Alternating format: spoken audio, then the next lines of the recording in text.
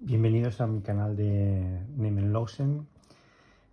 Hoy, más que una reseña sobre un libro, lo que mi pretensión o lo que me gustaría hacer es como una especie de cuaderno de bitácora de la lectura de este libro, un poco para proteger esta experiencia de las inclemencias del tiempo, ¿no? Entonces, lo que voy a hacer es el libro este me lo estoy leyendo actualmente, entonces lo que voy a ir haciendo, como hay tantas cosas, pues lo voy a ir como troceando, va a ser como como un cuaderno de viaje, y por trozos, por un total de páginas que me haya leído, pues iré haciendo reseñas. Me he leído hasta la página 100, voy por la página 106, pues la reseña va a ser de estas 105 primeras páginas, ¿no?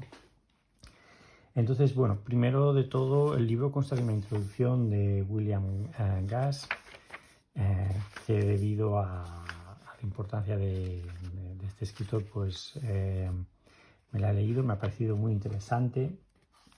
Quizás de las muchas cosas interesantes que tiene esta introducción, una de las que me ha llamado la atención es cuando se confundía o se creían que William Gaddis era Pynchon o Salinger. Me llamaba la atención no como cotilleo, sino en esta época que cada vez parece que el escritor ha de ser más un personaje mediático y que no un escritor en sí. De hecho, en el libro de Walter Benjamin, La obra de arte en la época de su reproductividad técnica, pues habla de este tema, ¿no? Y sobre todo en el tema de los actores de cine, comparando con los actores de teatro, y como diciendo que un poco el actor de cine quizás no debe justificar su labor interpretativa frente a un público, sino frente a una cámara, y quizás donde juega un papel más importante es su papel mediático, más que su papel interpretativo, ¿no? Bueno, una vez hablado brevemente de esta introducción, empezaré a hablar del libro. Mi intención, ya he dicho, no es explicar la trama del libro, sino mi experiencia lectora a la hora de enfrentarme a este libro. Entonces, a la hora de empezar el libro me encuentro con una serie de personajes, una historia de ficción, la historia de un reverendo congregacionista llamado Wyon, su viaje a España, la muerte de su esposa Camila durante este viaje. También aparece su hijo Wyatt posteriormente, la tía May, que hace un poco de tutora de Wyatt mientras sus padres están de viaje.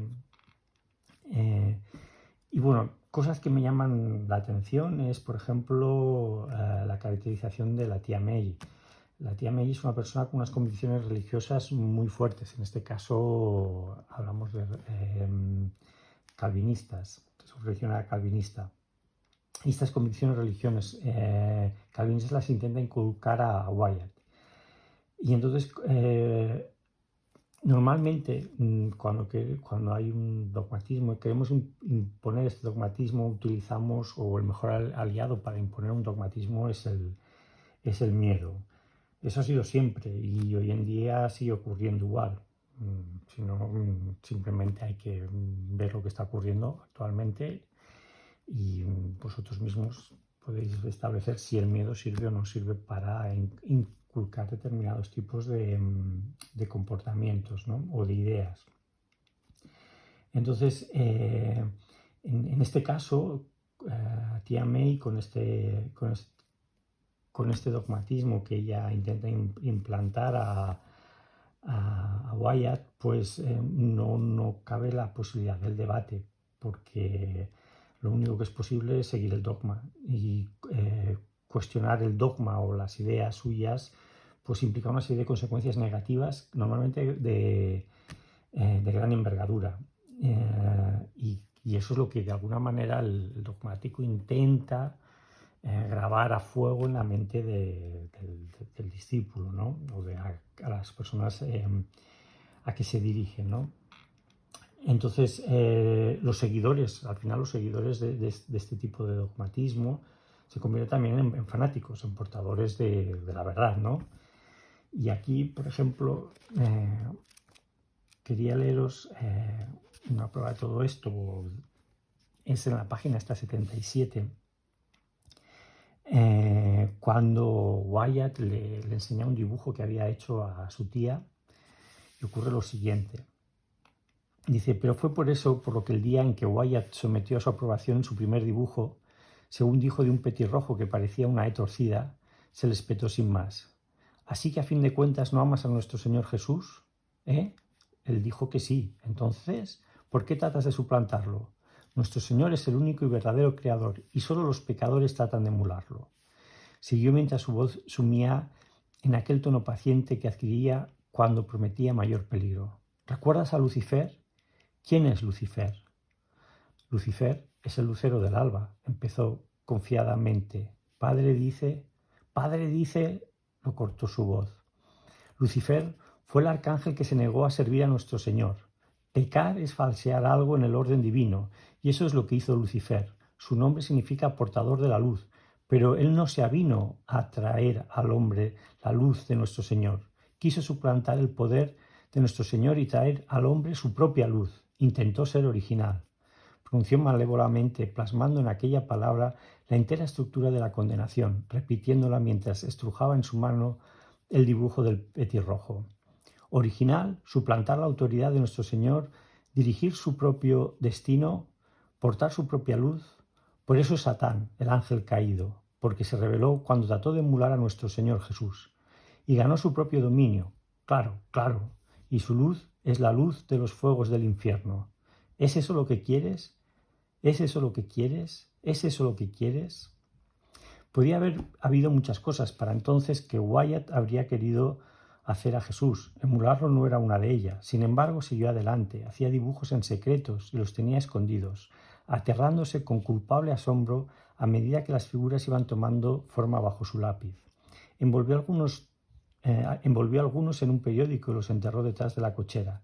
Cada vez más convencido a medida que pasaban los años y su talento florecía y crecía con la exuberancia del laurel, de que estaba condenado.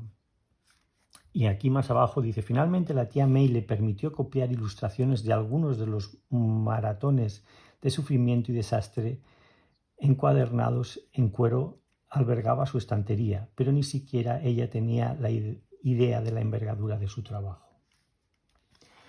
Bueno, aquí puede parecer que en esta conversación de Wyatt con la tía May y su posición sobre un tema concreto que es de alguna manera llevar la contraria al orden imperante, que puede ser una persona muy intransigente, pero yo os invitaría a hacer una reflexión personal si no nos ocurre a nosotros lo mismo cuando tenemos muy claras una serie de cosas como ciertas. O otro ejemplo os pondría, por ejemplo, imaginar un examen de literatura, cuya pregunta, por ejemplo, es transcribir un determinado poema y que el alumno, en vez de transcribir ese poema, decide escribir un poema propio, originado por todos esos sentimientos que le ha originado el poema que tenía que transcribir. Mi pregunta es cómo sería valorado dicho alumno. Sería probablemente el hazmerreír de la clase, ¿no? Porque realmente lo único que ha hecho es no seguir las normas. Entonces, la primera gran pregunta ¿es posible generar arte siguiendo las normas? Después ahí habla el libro de la muerte de la tía May.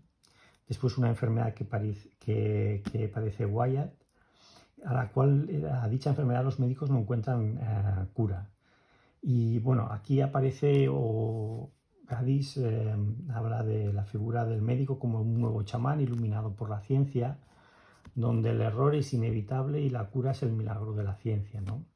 Y entonces hay un momento del padre de Wyatt, de rabia, de impotencia, porque los médicos no pueden curar a su hijo. Y entonces ahí está muy bien plasmado en un sermón, porque recordemos que el padre de Wyatt, el reverendo congregacionista Wyatt, pues bueno, pues es un reverendo, y entonces hace un discurso que ya veréis que es una maravilla. Dice lo siguiente: decidme, ¿cómo acabó Esculapio? preguntó llegando al punto decisivo. Esculapio, el dios griego de la medicina, Zeus lo fulminó con un rayo. Pero nosotros mortales, ¿qué podemos hacer? Ni siquiera tampoco como Juan de Bohemia, que arrojó a su médico al río por no haber sabido curar la ceguera del rey. Ni dictar condiciones como el rey húngaro de hace 5 siglos, que prometió una gran recompensa al médico que le curase su herida de la flecha y la muerte si fracasaba. Nosotros los dejamos ir con dinero en los bolsillos y expresiones de profundo respeto por sus fallos, con la misma confianza e intimidad quizás que tenía San Cirilo en el cirujano que le estirpó el hígado y se lo comió, que tenía el Papa Inocencio VIII en el galeno que recetó la sangre de 8 niños pequeños para los nervios de su santidad, que tenía el cardenal Richelieu al que dieron en su lecho de muerte estiércol de caballo mezclado con vino blanco.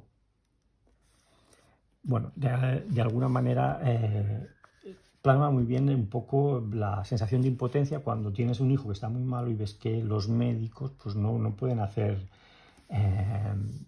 nada para curarlo, ¿no? Aquí quería hacer primero un inciso, ¿no? Cuando yo resalto estos extractos que estoy leyendo del libro, no quisiera que entendierais que me estoy posicionando en una posición determinada, como mucha gente fanática intenta decir, oye, tú te has de posicionar aquí o allá o tal. Yo ya lo he dicho muchas veces, no creo en verdades absolutas y creo que todos los caminos nos conducen a algún lugar. Pero desde luego yo no me considero ningún ser superior para indicar si hay un único camino o cuál es el camino que debe seguir la gente, ¿no? Entonces, ante este problema, aquí acabó el inciso, ante este problema que tiene Wyon de no poder curar a su hijo Wyatt, pues él lo que hace es finalmente busca a través de los libros la solución o la cura para su hijo. Y finalmente la halla en el ritual. Y el ritual y el sacrificio pues supone la cura de Wyatt. Lo que ocurre finalmente es que acaba sacrificando un mono que había cogido cuando en su viaje a España, que era de Gibraltar, etc. Pero eso es lo de menos. Quizás lo interesante es una vuelta otra vez al rito y al sacrificio, es decir, la consecución de un logro implica un sacrificio. Y esta afirmación, que está muy presente en los textos antiguos, en la literatura, por ejemplo, no sé, Antígona de Sófocles, pues también se plasma o la refleja Gadis en este apartado. Y ahora que acabo de mencionar Antígona de Sófocles, si mal no recuerdo, había un momento, aquí está, que le pregunta a Wyatt, a su tía, ¿qué es un héroe? Preguntó Wyatt, bruscamente separándose de ella y mirándola desde abajo. ¿Un héroe?, repitió ella. Un héroe es alguien que se sirve a algo superior a él con inmarcesible devoción. Pero, ¿cómo sabe que lo es?, preguntó allí parado, restregando una mano mugrienta contra la otra ante ella. El verdadero héroe no necesita hacer preguntas, dijo. El Señor le señala con su deber. ¿Cómo se lo señala? Como se lo señaló a John Hus, contestó al momento, sentándose, echando mano confiadamente del pasado para evocar a aquel hombre pálido y delgado de humilde atavío, y empezó a referir con todo detalle la carrera del gran reformador bohemio, desde sus enseñanzas y triunfos bajo el buen rey Wenceslao hasta su traición por el emperador Segismundo. ¿Y qué pasó después? Murió en la hoguera, dijo con amarga satisfacción. Entonces, si el héroe, yo ahora sí pregunto pues, a mis hijos qué es un héroe, pues me van a decir Superman o los Cuatro Fantásticos. Y si realmente el héroe ha de ser una persona que haga un sacrificio para la consecución de un fin, pues bueno, es un tema pues amplio a debatir. Y llegado a este punto, no puedo más que acordarme y hacer un pequeño homenaje al final de esta reseña para mí, una persona que es un sabio, un escritor, un humanista florentino, que es Roberto Calasso, y que falleció el pasado 29 de julio. Y gracias a escritores como Roberto Calasso, pues se agranda mi fascinación por la literatura. Sus libros son magia pura. Para una persona como yo, con los pocos conocimientos que tengo, he tenido que excavar con el pico quizás del tiempo, porque sus tesoros desde luego no están en la superficie. Pero sí que os diré que el esfuerzo me ha valido la pena. Así que quería decir aquí gracias, Roberto Calasso, y hasta siempre. Y bueno, si os animáis a compartir esta aventura, este cuaderno de bitácoras conmigo, y veis lugares que yo no he visto, pues estaré muy agradecido que me lo contéis. Gracias.